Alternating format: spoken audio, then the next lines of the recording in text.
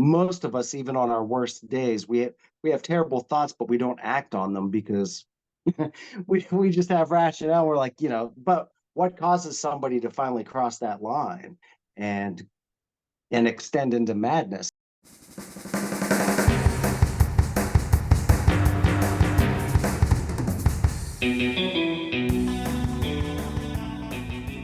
Welcome to the Dead Harvey podcast. This is Brad Paulson. I'm very happy to have with me today JD Ellenberger. We talked to JD a little while ago, and I was telling JD before we started recording that I had this. JD is. I want everybody to know that JD is a super cool guy, because when we were recording the interview last time, I screwed up the audio, and JD's like, I have a thing I can just do as like a backup for it. So he was like, you used an alternate program and kind of saved my ass. So I thank you for that. But you're more than welcome. I had forgotten all about that, but now that you mentioned it, yeah, that was the one thing I was like, oh man, I feel so bad about that. But you, since you have a musician's background, you were like, I got some stuff I can use to save the day on this, so it was cool. So anyways, that one got saved. Now this is the second part of our interview here. Now JD has completed his movie Lachrymose Primrose right around the same time he said he was going to complete it, which is awesome. And so congrats on finishing that. This movie here is about well, I would describe it as a poetic descent into madness and paranoia. It's about an author that goes off the rails, dealing with the death, with the unforeseen death of his child. Kind of takes a lot out of it on his wife, and takes to the bottle to deal with the isolation and madness that's growing inside of his mind. So was there, what was the main seed of inspiration for this movie? Well, the movie was derived from a short story that I had initially written some years back, probably 5 or 6 years ago. And Lachrymose film was not even the film that I had intended on working on. I can't recall if we told your listeners the last time, but prior to COVID, I had another film that I was working on called The Art of Defiance. And that film had easily 100 cast members, at least a dozen to 15 different locations, art galleries, diners, you name it. We were in the thralls of that, preparing, and COVID hit, and everything got shut down.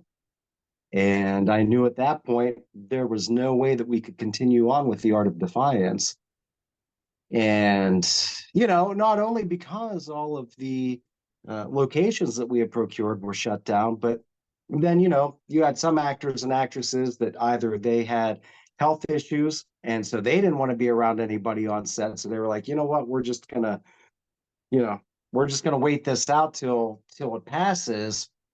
And then, of course, you had other crew members who were like, yeah, well, come on. Well, regardless, I just knew that there was no way that we could work on that film, and I needed to backpedal and look at alternative solutions. And being that I'm also an author, I started leafing through some of my books of either finished or half-finished stories.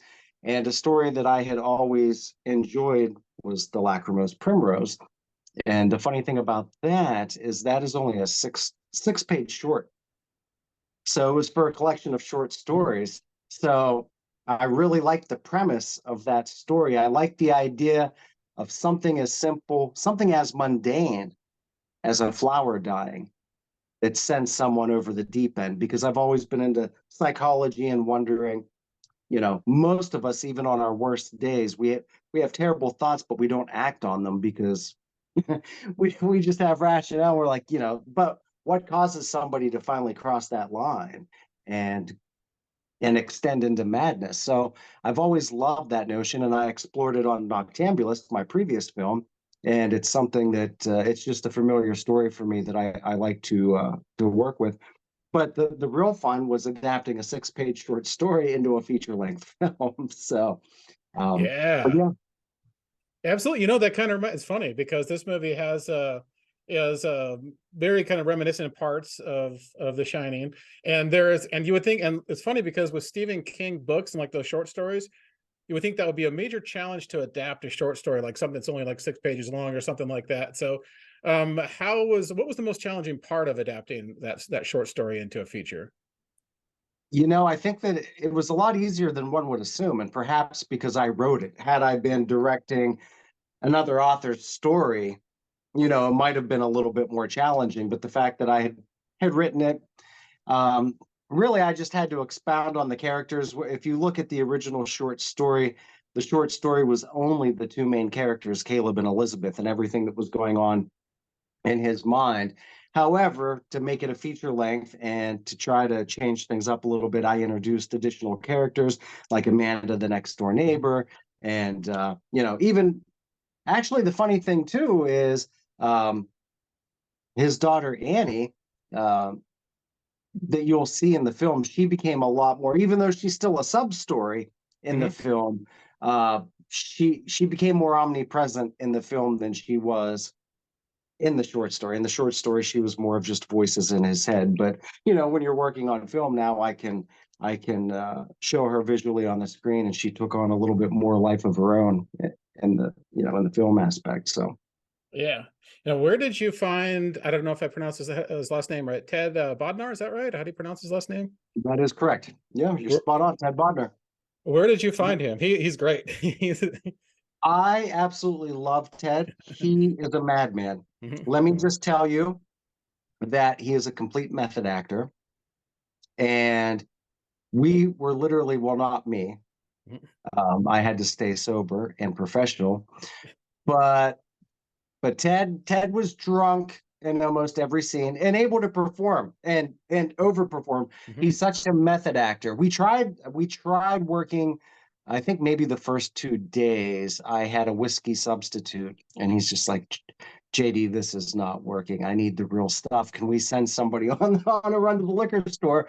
And from there on out, I got such great performance from him that, had he gotten sloppy and Right. Yeah. unable to perform, then I would have just put my foot down and said, "I'm sorry, Ted."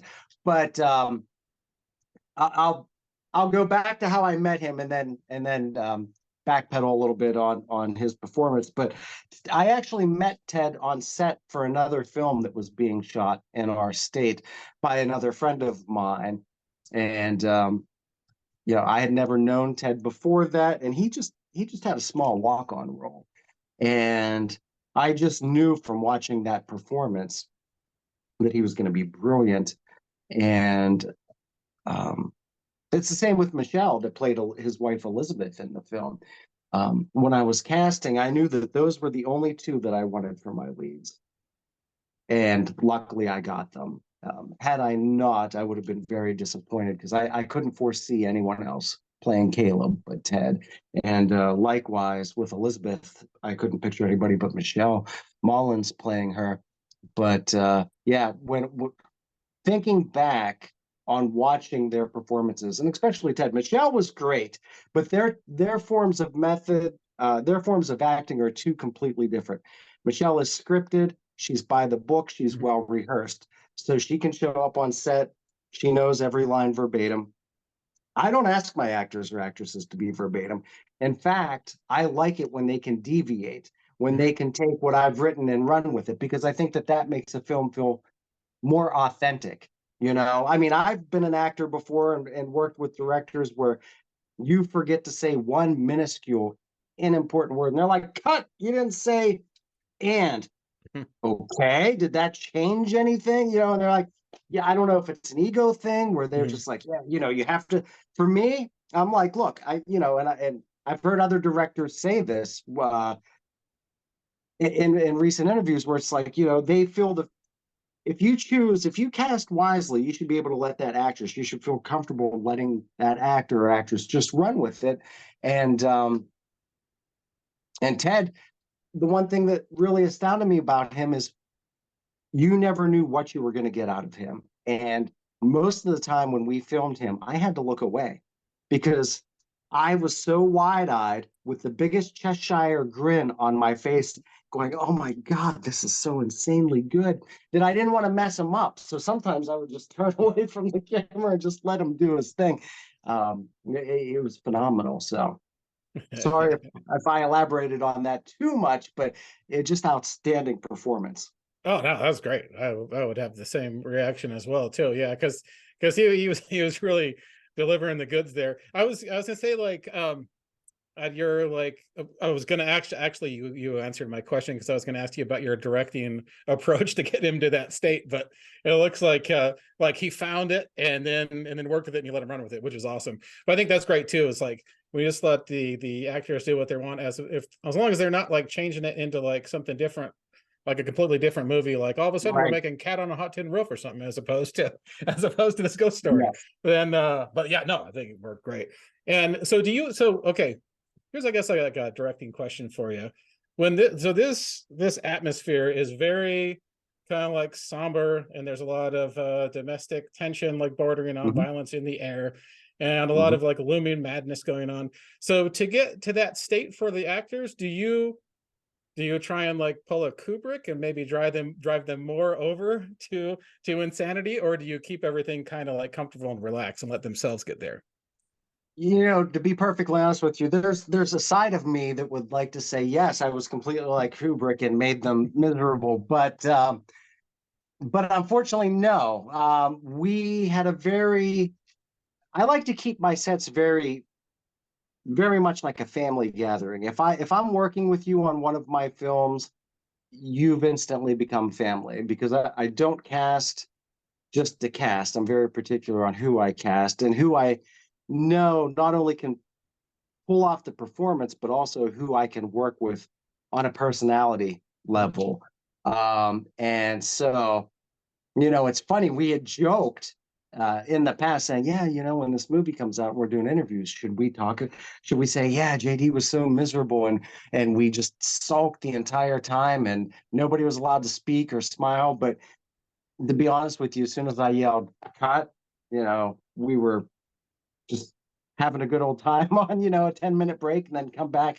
And that's how I knew that they were brilliant actors, you know, because you hear some actors, they don't allow you to speak to them during break. And if you are to address them, they're such method actors that you can only address them by their character's name. And, Mhm. you know, and so the fact that we were, you know, I would yell cut and we would go out, have a smoke break, we'd laugh, tell jokes, what have you, come back in, and they would be able to just pick right back up uh, where they left off. That says a lot about their acting ability. Yeah, absolutely. So so Ted, even though Ted was full on like method acting, you guys could take a break and go outside, and he could just go back to like being regular Ted, and then go back to being crazy Caleb after that. So that's great. That's Yes. great. Uh, yeah, because you're on Although I this. hear sometimes he had trouble turning it off Yeah. once he got home. Oh, And yeah. not the violent Mhm. aspect, of course, but you know, sometimes maybe he took Caleb's drinking a little bit too far Right. Right. outside of the set, you know. But Like you know, what maybe I had a fun time at work today. Now I'm gonna maybe scrounge through the cabinet, see if I got any leftovers. yeah, I'm not been drinking, I'm preparing for tomorrow. You know, but yeah, no, it was absolutely brilliant. And you know, I had my reservations about letting him have real whiskey on set just because I didn't want him to. I mean, because I'm be perfectly frank with you, there were days on set where we went through, you know, 2 bottles of whiskey, Yeah. and I'm thinking, is he going to be able to perform? You know, but he was a consummate performer and was able to keep his composure. And Wow, this guy's got a constitution about him. Oh, nice. yes, yes. Yeah, yeah, it's fantastic. Oh, so the name Caleb McCollum, is that kind of a hint to any like existing authors or No, they're an Irish American family. okay. It goes a little bit more in depth in the actual short story than it does in the film, but it wasn't really, you know, it wasn't really needed in the film adaptation. And you know, a lot of people have told me over the years because I just realized last night I've been in this business for 14 years now. It didn't Mhm. occur to me till last night. But over the years, a lot of people have told me, you know, your style of directing and filmmaking is much more European. than it is Yeah. as a method director. Yeah. And you know, I like long takes, much like, I don't know if you're familiar with the director Bellatar. Absolutely brilliant, but he'll just take a piece and he will just focus on, you know, and I've always been that way because to me, I think it's the subtle details, whether it's a certain eye movement or a movement of your hand, things that a lot of people don't pay attention to. Those are things that I find fascinating and can really make a scene. Um, but not only do we adapt the short film into a feature length, the original rough cut of the movie came in at almost 3 hours. The Oh wow. fact that I was able to streamline this film into a 97-minute film Yeah. is still unbelievable to me because I thought for sure, uh, you know, we were going to be looking at least a 2.5 hour film. But yeah, so you know, anything that, you know, his name's Caleb McCallum, her name's Elizabeth. You know, there's no nodes. I was interviewed on a podcast earlier this week, and someone had thought that I had thrown an Easter egg into Stephen King because there's a package that's delivered and it says Derry Road. Oh But yeah. Yeah. Mhm. I actually grew up in Derry, Pennsylvania, so Okay. it's just a coincidence. No Easter egg to Stephen King. I just wanted a good Irish name, and Caleb is a very good Irish name. Yeah. So the reason I was asking is it kind of reminded me of, I think there's a horror author named Robert McCameron or something like that. So I was kind of curious if it was that. Is there kind of like, so to write material like this and get yourself into kind of like mind frame of madness, do you feel like you have to get yourself in that mind frame? Is there kind of like a ritual that you go through or a certain time of night that you go through, or is it something you can just kind of ease into and get into the characters for? Yeah, so that style of writing, I honestly consider myself a one-dimensional writer because everything that I write, I would say the large majority of it, everything's from first person point of view, someone being driven mad and what they're dealing with, you know, and perhaps that's because I grew up loving Edgar Allan Poe and he was the first author I had fallen in love with when I was 9 or 10 and then had read The Black Cat. But I write from a very uh, solitary place as far as the person in the story. I like minimal characters, and again, not to go back to Stephen King, but he's always done that so brilliantly. You know, Yeah. you look at you know, a lot of his films, whether it's The Shining or The Mist, and you know, you have locations where pretty much the entire film takes place in one spot, Yeah. and you know there's minimal actors, and that worked out great for the pandemic. But that's always been kind of my preferred style of writing to begin with. And as far as my approach to writing, I can only write in the early hours of I'm talking like 3 o'clock in the morning, Hmm. 4 o'clock in the morning. As soon as the rest of the world wakes up, I no longer have that ability. Even if I can see sunlight, it's distracting. So the outside Yeah. world could be dead quiet. But you know, it's just when you're awake at 3, 4 in the morning, everything's pitch black, there's no sounds. And I don't know. I don't want to sound contrived and pretentious. This is the honest to God's truth. I've had this talk with friends and family before, but when I write, it's almost as though I'm having an outer body experience. I lose everything around me and I somehow transport my inner being to where I'm at in this particular said story. And a lot of times, by the time I'm done writing, and I guess I come back to reality, a lot of times I think, wow, did I write that? You know, I almost feel like I'm a medium where something is channeling through me and doing the writing, and I'm just the tool that puts it on the paper for them. um that probably sounds really insane, but I swear on my life, that truly is how it feels when I write. And you know, and then of course once everything's down on paper, I spend a lot of time by myself, probably 12, 14 hours a day by myself, other than with my cats. And I'll just walk around the house. I'll pick one character that day. Hmm. And like a madman, because I'm the only one here, I'm just bellowing out lines and going through emotions and finding ways to really get that character, um, so that I can go back to the writing board tomorrow and then maybe expand on something, you know, Yeah, it's no, that's something. awesome. Like writing as a portal to another world. That's what it's supposed to be. Yeah. Yeah. So it's cool that you can make that happen, like get yourself in that state of mind right away. I think that time of night does completely help. Like as long as you can, you turn off like I'm not gonna look at YouTube, or I'm not gonna like even listen to Oh music. yeah. You take like all those distractions out as well. Yeah. Yeah, most certainly. Yeah. And if I do listen to any music, which is a rarity, it has to be, almost Baroque chamber music. It can't have any guitars or vocals, nothing that's distracting. A lot of times, uh, especially in the early stages of Lachrymose, I had the Cabinet of Dr. Caligari soundtrack on, Ooh, cool. and just orchestral uh, Baroque chamber music is such perfect music to write to because it's not distracting. I can put it in the background, but it's most of the time I prefer to just write in, total silence if at all possible. And usually by a book light. I very seldom even have lights on. I have a little book flashlight, and I just turn that on, and it just runs on just a watch battery, so it doesn't give off. It just gives off enough light to see the page to write, and that's it. So we were talking about this before. The ghost effects in this movie are really Mhm. cool, classical feel. How did you? Let's kind of recap how you achieved these ghost effects, because it looks different than you see in most any other movie that's trying to pull off ghost effects, because it is using this effect that makes it look like it's like a classical movie with the ghost showing up. So how did you achieve that effect, and how kind of painstaking was it?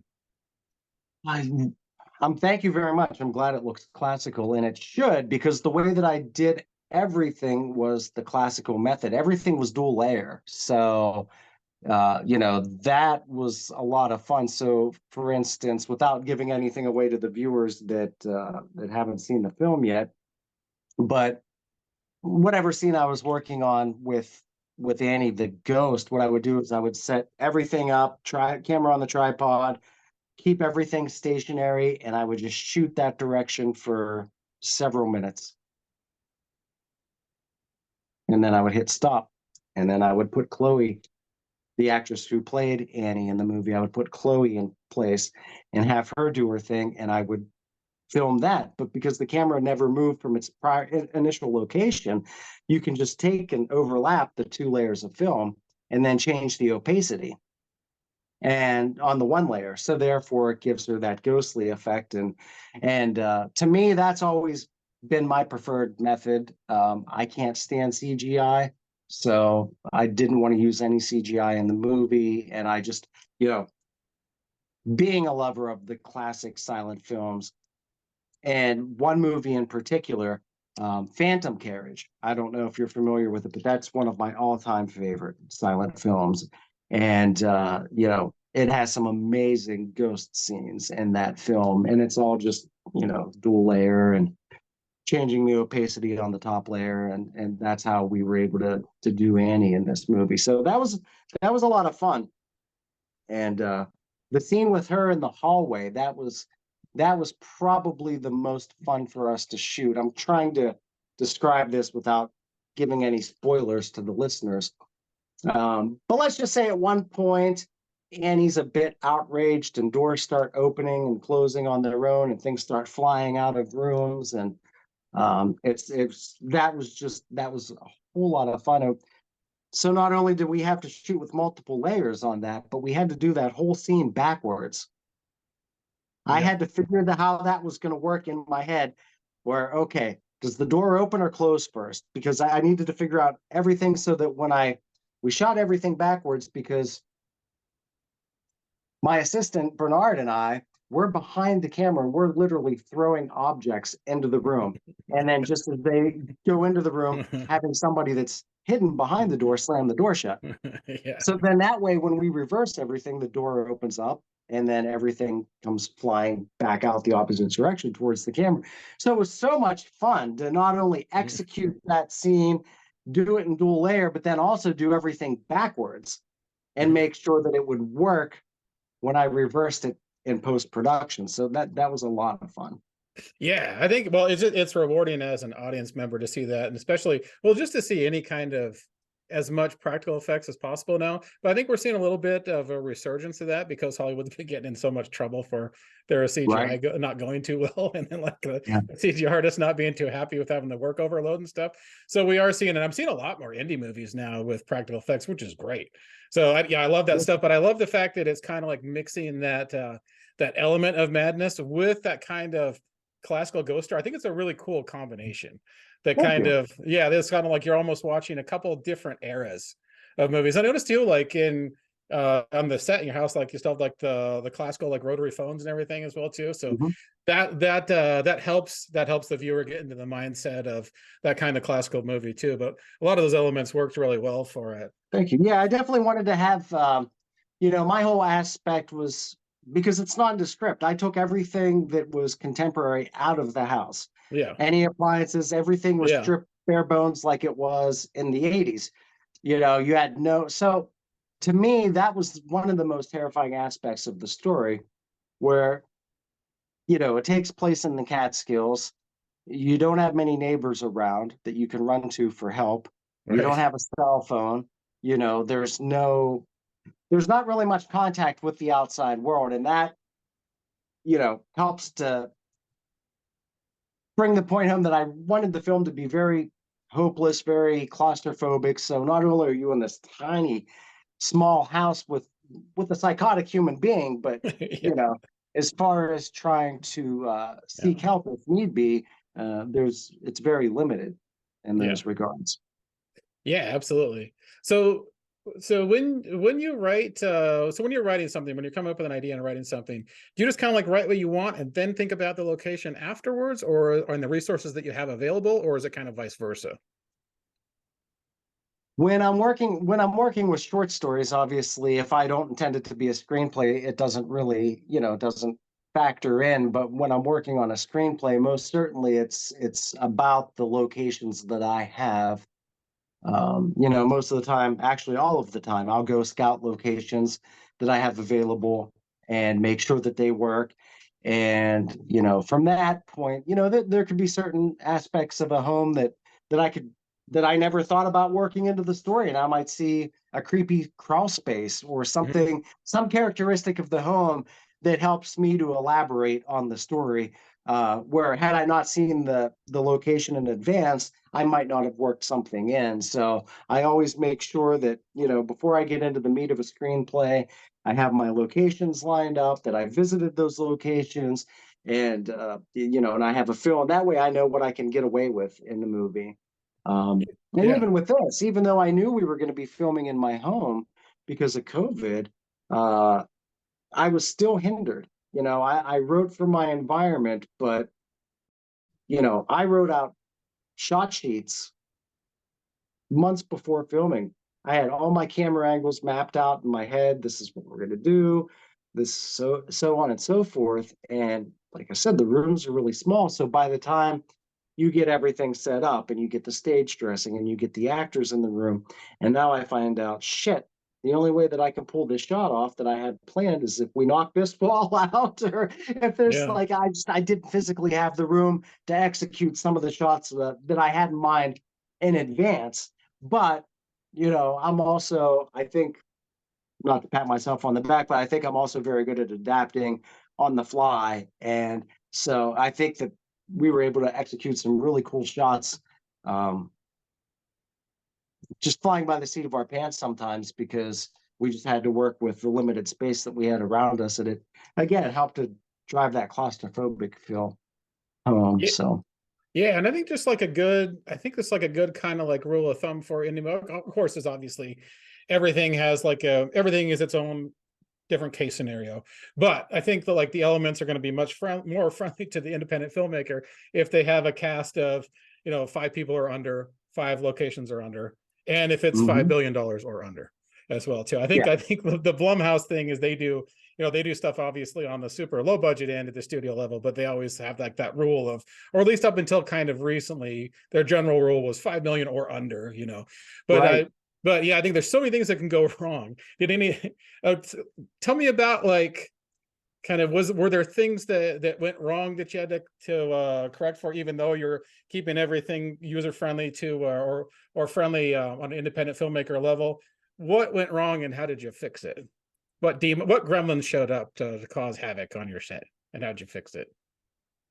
Surprisingly, throughout production, we didn't really have, the only gremlin that we had was with the sound. And that's because my home has all hardwood floors. Oh, It was oh yeah. 1950s. And, I live in a highly populated residential area that has a lot of ambulances, helicopters, loud neighbors, dogs. So, there was really no way for me to soundproof any of the rooms that we were filming in, because everything was utilized. And working in such close quarters, you literally saw everything in the room. So there was really no way for us to, put any sound block padding up or anything. So, and, we had some outdoor shots, and there was just no way that you could control that environment. So, um, I basically, Lachrymose, when it was done, was a silent film. I mean, we used the boom. We tried to get the best sound that we could, but it was just, there was, I'm like, I said to the cast, I said, if we're gonna have a professional sounding film, the only way to do this is afterwards. We're gonna have to go into the studio, do ADR, and then I'm gonna have to fully affect the entire film. So, that's what we did. The actors all did their voiceovers, which, there's a lot of actors that really prefer that. Brando was a big fan of ADR, and that's one reason why he was so close-lipped when he did his lines. He's he said that Wow, no he said kidding, that huh? way because if he had to go in and do ADR afterwards, it wasn't hard to match up because he didn't really move his lips that much. So it made it easy for him to do voiceovers in post. And he was a fan of that. But yeah, so it worked out really good. The actors, nailed everything with their voiceovers in post. And then I had so much fun adding the Foley effects and playing with the music and the ASMR sounds. And so that was really about the only gremlin. Yeah. Well, so we learned that indie filmmaking lesson of the day: hardwood floors, great for spilling drinks, but not necessarily for sound sometimes. Yeah, I mean, Yeah, they I look guess. amazing. I can't stand Yeah, carpet, and I yeah, love when you yeah, watch a film and it's just, yeah, old, uh, spiral staircases, hardwood floors, absolutely gorgeous looking. But I mean, if somebody on set, they can be as quiet as possible, and if they just accidentally shuffle their yeah. foot the slightest bit, it's going to creak the floor, it's going to pick up, and Yeah. so Wow, that's I had no idea about that. Oh, first of all, I'm gonna say that like I think like the Foley and everything adds to the classic movie feel. So I think that was actually cool that worked out in your favor that happened. mhm. And I think that's awesome. And then number two, I had no idea that was why Brand. I just thought that like he was using it as like an acting tactic to put marbles in his mouth to try and get like that character down for the Godfather, or cotton swabs or something. I had no idea that was for like user friendly ADR. The That's cotton interesting. swabs, yeah, the cotton Yeah. swabs were for the aesthetics, but Yeah. as far as him being more, because I made Ted and Hmm. Michelle, everybody, they all Hmm. grown, of course. And I've done this as an actor myself. The Hmm. first time I worked on a film, and the director told me, Johnny, we're going to need you to go back and do voiceovers. Oh man, I was a bundle of nerves. I'm like, I can't. They're like, look, it's easy. This is how we're going to do it. But I mean, I knew that I had to do voiceovers about 2 weeks before we went in to do them, and I was a nervous wreck. And Yeah. uh, and then I did it, and everything was great. I'm like, oh, that wasn't hard at all. Well, now I was on the opposite end, where now I'm the director telling my cast, look, we're going to have to do voiceovers for this entire film, and they're groaning, and they're like, Yeah. no, I Yeah. can't do this. I'm not going to be any good at it. And so I made them watch interviews with Brando Nice. and other actors talking about some of their techniques. And the one thing that Brando mentioned is, keeping his jaw really clenched, and that way he didn't have a lot of uh, Yeah. a lot of movement, and could really, say really anything that he wanted in post production, without, worrying about any continuity issues with it matching up. So Yeah. Oh, it's awesome. And that's a great, like, that's actually like great director advice for people too. Like somebody's kind of uneasy about doing ADR, just point to Brando. That's yeah, fantastic. exactly.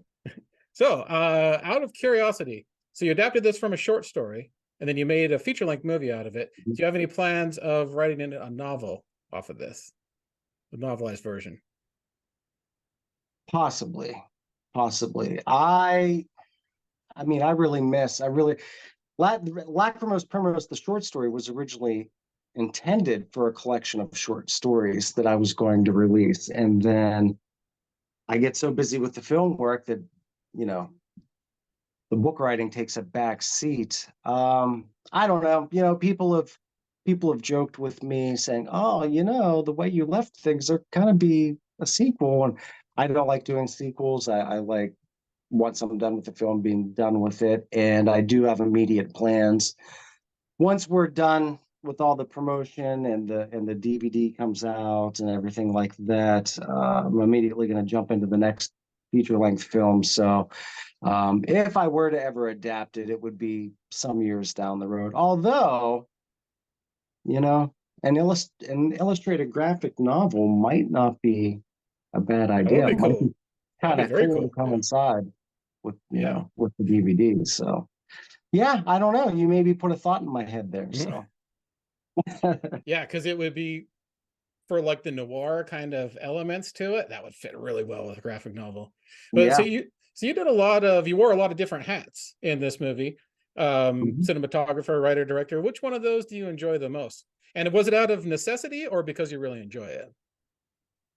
Both, both.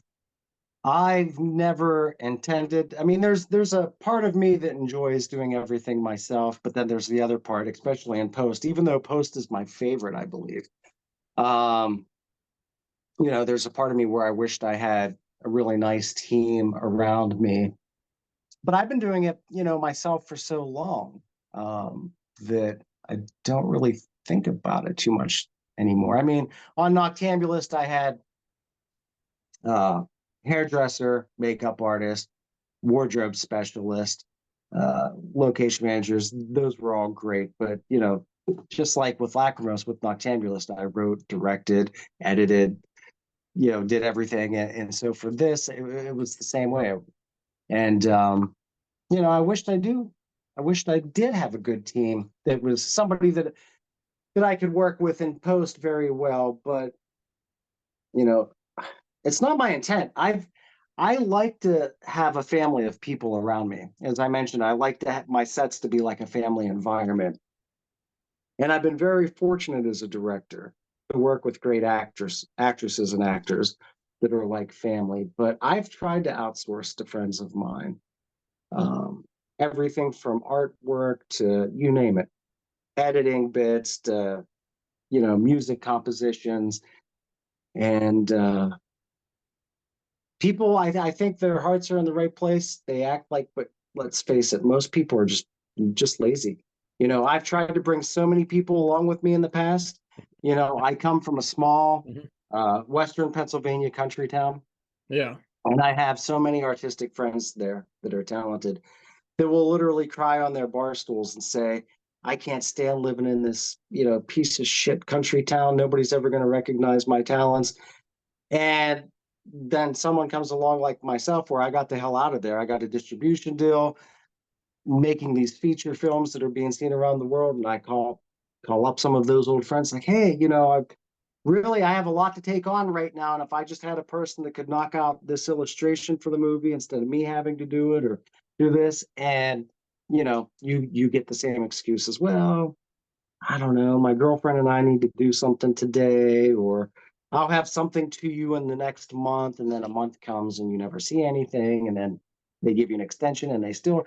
So yeah, for that simple fact, I don't mind taking everything on myself. But with Lachrymose, despite the fact that I wrote and directed and did the editing and the color grading and the sound effects and ADR and Foley and all that, I had a great assistant on set, Bernard Madison.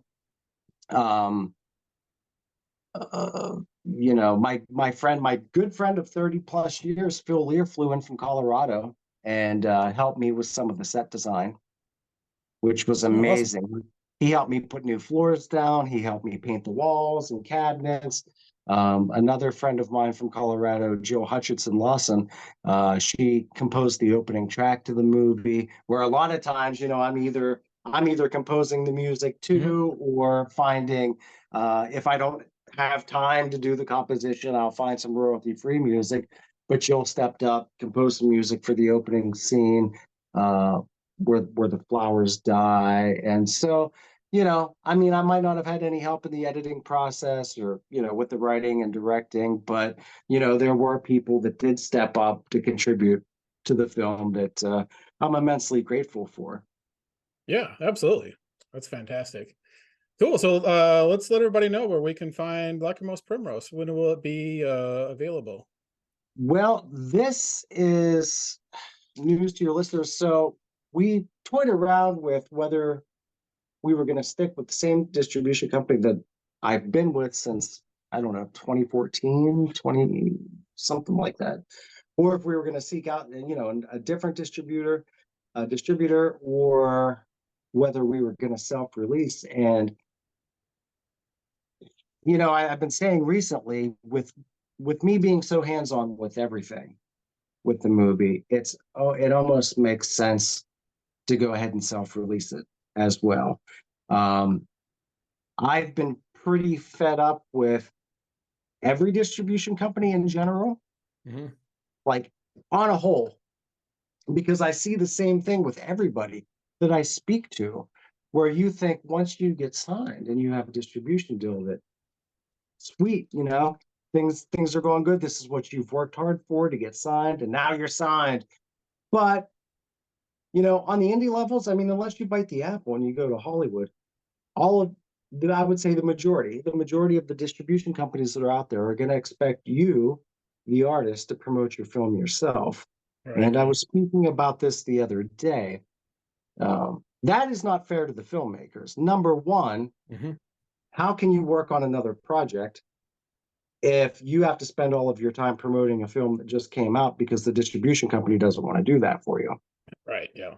And secondly, so not only is it fair, not only is it taking that artist away from a new project that they could be working on.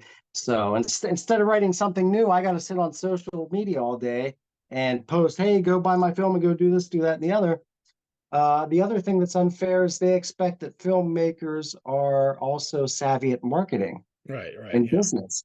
Just because you're a talented filmmaker does not mean that you're good at marketing, does not mean that you're good at business. So for distribution, I feel that if you're a distributor, whether you distribute films or whether you're a book publishing company, if you have enough confidence in an artist to sign them, that it just should be in the description of the distributor and the publisher to promote said artist.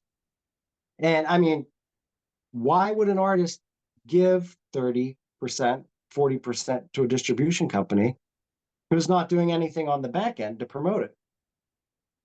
So, the more I think about it, and again, this isn't pointing fingers at any one particular distribution company. I've been finding this from all of my friends in the independent film Mhm. world is that they all feel the same way. And I just think, shit, I mean, if you wanted to, you can hire an aggregator. An aggregator is a company that has their foot in the door with all the other streaming platforms. So that's what they do. They have an in with Showtime. They have an in with HBO and or Paramount Plus or Google, whoever. And you pay an aggregator about $2,500, and they basically take your film, get it ready for each because every platform has different specifications on what type of file they want.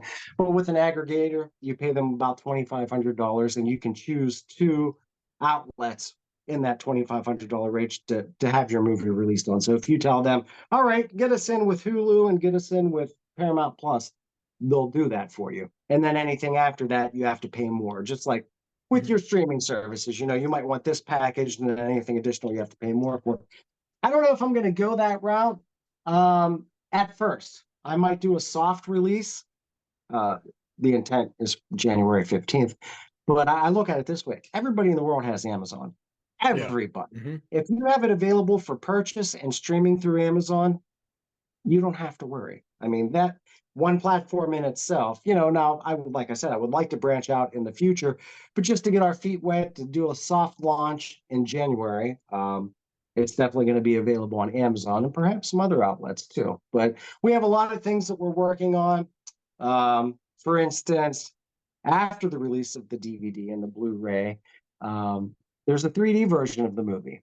Oh, cool. Yeah, I saw there was some ad I was looking at when I was looking at some of your artwork for it, or some Yeah. like the promotional artwork for it. I Mhm. saw one that said 3D. I forgot to ask you about that. That's cool. Are you Yeah. you're currently did you make that version already? Or are you planning on doing Oh, it? it's done. Oh, Yeah, cool. it's done. Cool. But I don't want to release it right Mhm. away. I want to release it after the DVD and the Blu-ray come out. And the thing about the 3D version, at first, I may change my mind on that. But what I'm leaning towards right now is it's only going to be a limited edition VHS release. Oh, nice. I like that. So if you're an extreme cinephile and you still like Yeah. your VHS tapes, of course, it'll come with your 3D glasses, and but it'll be just a VHS release. Oh, that's great. The funny Yeah. thing is, like for if you're like a VHS collector, but if you look on Amazon, VHS players like a couple $100, but you can go Mhm. get one in a thrift store for like $10. Although it's Exactly. very difficult finding a remote that comes with them. I will say that. That is true. That is true. So awesome. Okay, cool. Well, yeah. So let us know when it's available, and then we'll share it on our Instagram and everything. And what's a Yeah. good site that people can just kind of like follow you at in your upcoming work or anything that you're working on currently? You can follow me on Facebook if you go to JD Ellenberger, and you can follow the film on Facebook at Lachrymose Primrose. And I know the movie does have a or I'm sorry, the movie does have a Instagram page. I think it's Lachrymose_Primrose is the Instagram page. And then JD Ellenberger on Instagram to follow anything that I'll be doing. So I don't really use Twitter a lot. So sorry, all you, I don't know, what is it, Twitter or X now, whatever they're calling it these days. I'm not really on.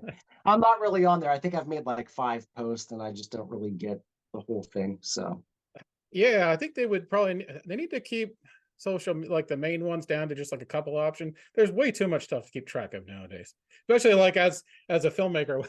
Or like I just got done making the movie and I got to do all this other stuff. Yeah, exactly. There's way too much stuff happening. yeah, and It's that hard was to my focus. problem with all the distribution Yeah, companies. And yeah, then with Twitter, my whole problem with that and why I hate it is because, so they say the only way that you really grow your following is by retweeting other people's tweets. yeah. I don't have time to retweet your fucking Exactly. tweets. Yeah, I just want to post what I need to get out and then get offline again. You know what I mean? So yeah. so I don't really grow an audience because I don't retweet anything. And they say that's the key to build your Twitter universe. Well, forget it. They can have it. I don't like social media to begin with. So All you gotta do is just spend 24 hours a day on social media and not do anything else. That's I think that's what they want you to do. yeah, Pretty much, exactly. yeah. No Anyways. thanks. All right, well, awesome. Well, JD, it's been a pleasure talking to you. Great to see you Yeah, again. yes, thank Absolutely. you. We've been talking to JD Ellenberger, writer director of Lachrymose Primrose, and we'll be posting updates on when that is available. And until next time, if you're going crazy, madness, you're in a situation like the main author in this movie, Caleb McCallum, and you are going down to pet your imaginary dog, and it's over the side of the bed and something licks your hand, get out of the house. That is not your dog.